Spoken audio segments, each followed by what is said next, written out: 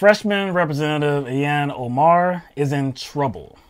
The trouble stems from Representative Omar calling out money in politics and how it influences our elected representatives.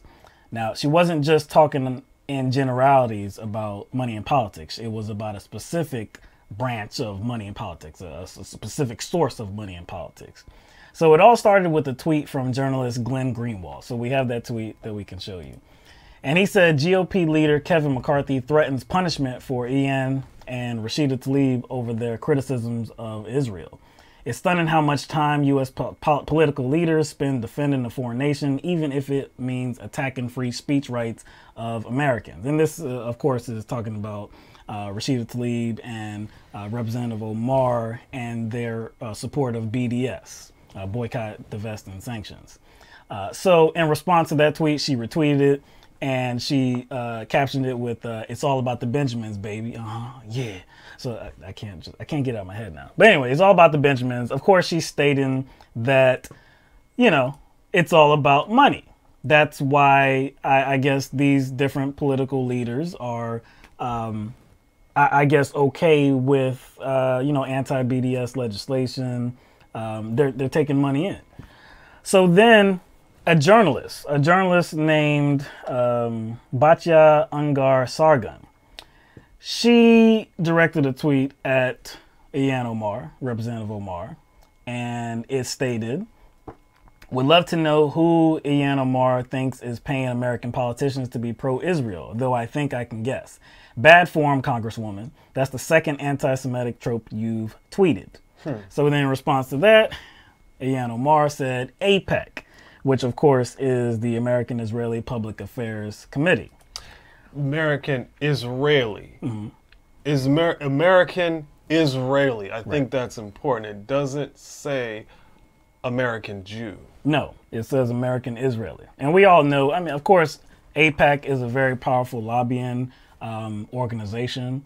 They have that event pretty much every year, especially in election cycles where politicians do show up and speak. But yeah, we all know that it's a very powerful lobbying organization. So just like that, a bomb went off and it was controversy for Representative Omar. So freshman Democratic Representative Max Rose of New York said, quote, "Congresswoman Omar's statements are deeply hurtful to Jews, including myself." House Minority Leader Kevin McCarthy said, quote, "Anti-Semitic tropes have no place in the halls of Congress. It is dangerous for Democratic leadership to stay silent on this reckless language." Democratic House leaders Nancy Pelosi, Steny Hoyer, James Clyburn, Ben Ray Lujan, Hakeem Jeffries, and Catherine Clark all said in a joint statement, quote, "Congresswoman Omar's use of anti-Semitic tropes and prejudicial accusations about Israel supporters is deeply offensive. We condemn these remarks and we call upon Congresswoman Omar to immediately apologize for these hurtful comments." So, after all of that pushback, Representative Omar felt the need to issue an apology. And this is what she said. "Anti-Semitism is real, and I am grateful for Jewish allies and colleagues who are educating me on the painful history of anti-Semitic tropes. My intention is never to offend my constituents or Jewish Americans as a whole. We have to always be willing to step back and think through criticism, just as I expect people to hear me when others attack me for my identity. This is why I unequivocally apologize." The common pushback I've heard or I've seen issued in this situation in opposition to Omar's comments is that they are insulting because it suggests that there's a monetary relationship between certain representatives, and these representatives, don't support Israel, or they support Israel only because of that monetary relationship. Right. They don't support Israel just because they want to support Israel. That's kind of what's seen as insulting about her comments, that, well, they support Israel out of the goodness of their hearts. They support Israel objectively and not because of a monetary relationship. Now, we already know what kind of political system we live in. Now, why isn't that kind of a reasonable thing to highlight, that there are representatives out there whose decisions are influenced because they're being lobbied in a certain way? Why is that controversial? In this case, when it's not controversial in any other case, you know what I'm saying? Like, why? Just looking at the context of how we criticize politics, how most people on the left criticize politics in general, why is it somehow an issue to highlight something that is highlighted on a daily basis with other lobbying groups? So basically, she called out money in politics. That was really what this whole thing had to do with. She called out money in politics, but it was specific. It was about AIPAC. Okay? Now, there are definitely some anti-Semitic tropes that are around, and we've heard many of them, of course. I mean, they've been around for ages, and one of them is about money. How Jewish people run the world. They run the nation. You know, they run these different industries. They have all the money, so they're making these decisions, and the real people, making all these decisions, and all these other people are puppets, doing their bidding. That is an anti-Semitic trope. That's not exactly what that's not what Representative Omar was talking about. Again, she was talking about money in politics and how lobbying and even the money that is given to these members of Congress, these candidates, can be definitely troubling. There's another part of her statement that I want to read as well. The other part says, at the same time, I reaffirm the problematic role of lobbyists in our politics, whether it be AIPAC, the NRA, or the fossil fuel industry. It's gone on too long, and we must be willing to address it. So, understand that little short excerpt of her statement said the same thing that she said in those just little bit of words, talking about it's all about the Benjamins, baby, and then AIPAC.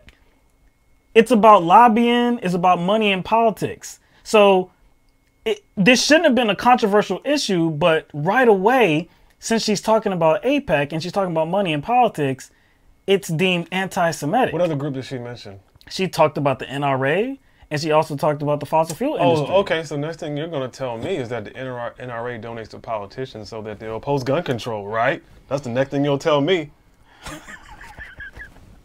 The journalist that responded directly to Representative Omar, and again, her name is Batya Ungar Sargon, she wrote an article and proclaimed, quote, AIPAC's influence comes not from money, but from the fact that politicians wish to be viewed as pro-Israel. So all the money that AIPAC uses to lobby Congress does nothing. It absolutely does nothing whatsoever, right? So if I read that statement, I can change it up a little bit to read the NRA's influence comes not from money, but from the fact that politicians wish to be viewed as pro-gun.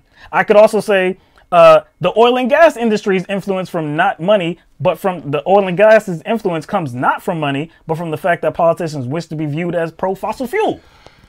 You're putting it in perspective. You're putting it in perspective, William. But let's just think about the outlook of most of our representatives and how that outlook plays out, I guess, in the form of legislation, in the form of who they look out for first. Right. For the most part, right? For the most part, who do our representatives look out for? For the most part? For the most part. They're donors. Donors, like in general, those in society who already have power and who are already privileged. Right. We can kind of see this playing out on a daily basis. Now, obviously, some of these things don't apply to both parties, but I don't care. But, we talk about it on the show all the time. We talk about those things. Like, we talk about gerrymandering and voter suppression. We have representatives that support that. They don't care that there are certain members of our society that are disenfranchised. What about that Protect and Serve Act? What did that do? That's a one example of them affording protections to an already protected class, an already privileged class, right. An already powerful class. What about the Tax Cut and Jobs Act? What did that do? That extended, a more benefits, monetary privileges, kind of a monetary, advantage to people who are already... And to widen that wealth gap? Yeah, to people who are already privileged, already powerful. So at every turn, they are always advocating for people who are, you know, for the most part, who are already in privileged positions, who are already powerful, who are already protected. So they do more for those people than they will ever do. This is like for people that actually need the most help. This is a constant thing we talk about every day. This is the kind of like the habitual nature of, you know, our representatives. Now, we know that's the case and we talk about it all the time. So what are the chances that these same people have it right on Israel? Somehow they magically become politically objective all of a sudden? They have a history and a habit at always protecting those in power. They have a history and a habit of kind of consolidating power to those at the top. So you are telling me that they are somehow objective and they have, you know, all the right ideas and attitudes about this particular issue. Why would there need to be a monetary relationship if you just want to be on the right side of something? You just want to be a representative in society. You can support Israel without having a monetary relationship with a lobbying group, can't you? Like, why do you have to have that monetary relationship to advocate for a country or actually advocate for anything or just even voice your support? Because you can do that without a monetary relationship, right, Will? Nah, man. Obviously, what AIPAC is doing is essentially they're just flushing the money down the toilet, and it has absolutely no impact on these Congress members or these candidates. Now, look, if we want to be official here, okay, AIPAC does not directly donate or contribute to candidates. At least that's what's official, okay? We know there's dark money in politics, so we can't be sure of anything. But officially, they don't directly contribute to candidates.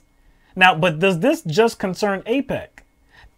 Are we to believe that AIPAC does not coordinate with other like pro-Israel groups at all?